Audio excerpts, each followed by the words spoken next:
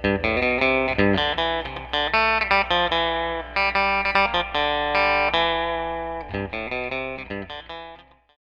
of the really cool things about the Spektrum DX9 is the wireless trainer system. Of course, if you're not ready for all this wireless hocus pocus, you can use the cord. They put a jack on the back of the DX9 that accepts the Spektrum trainer cord.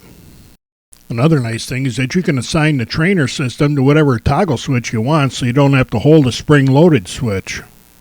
I use one switch for all my dual rates, so I use the F switch to give the student control of the plane.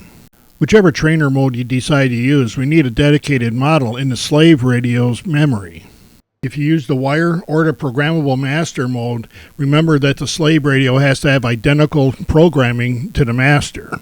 The pilot link master just needs a blank model in the slave's memory. I'm going to set up a wireless trainer for my Cub so I can let other people fly it. With the Cub selected, I go down into the system menu and then down and look for the trainer system. The DX9 does a lot of stuff, so you have to kind of hunt through some of the menus here. The trainer system's near the end of the system settings.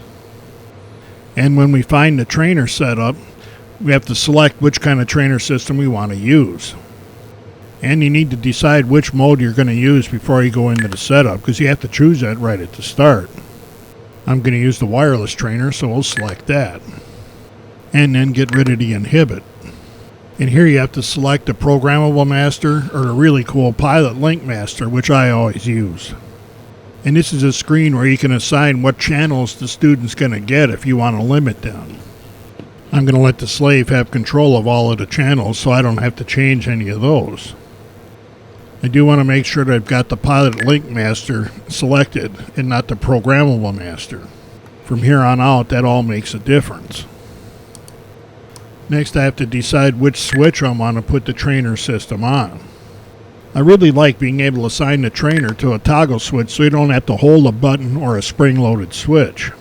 And with the DX9, you just highlight the switch and then flip whatever toggle switch you want to use, and that changes it. And next, I want to turn on the master override. That system means that all you have to do is move one of the control sticks and you've got the plane. You don't have to flip the switch or anything. With the slave radio off, I go over and highlight bind and then push the roller to start that system. Binding. And then we bind the slave radio to the DX9 just as we would to an airplane. That's all there is to it. And now to give control of the plane to the student, I just flip the switch that I selected, and now everything is going through the slave radio. Because I enabled the master override, I don't have to hit the switch again to take control of the plane away from the student. All I have to do is move one of the control sticks on the master radio and it instantly takes control of the plane. Then to give it back to the student again, I just cycle that switch again and it sends control back to the student. For the instructor, you have to get used to not playing around with the sticks while the student's flying because you'll keep taking the plane away from them. But I really like this system and I use it all the time. After the two radios are bound and both have that model selected, it doesn't seem to make any difference which one you turn on first. If you have the trainer switch on when you turn the master on, it'll set off an alarm that there is no slave present. And that's all you have to do to start the next flying lesson.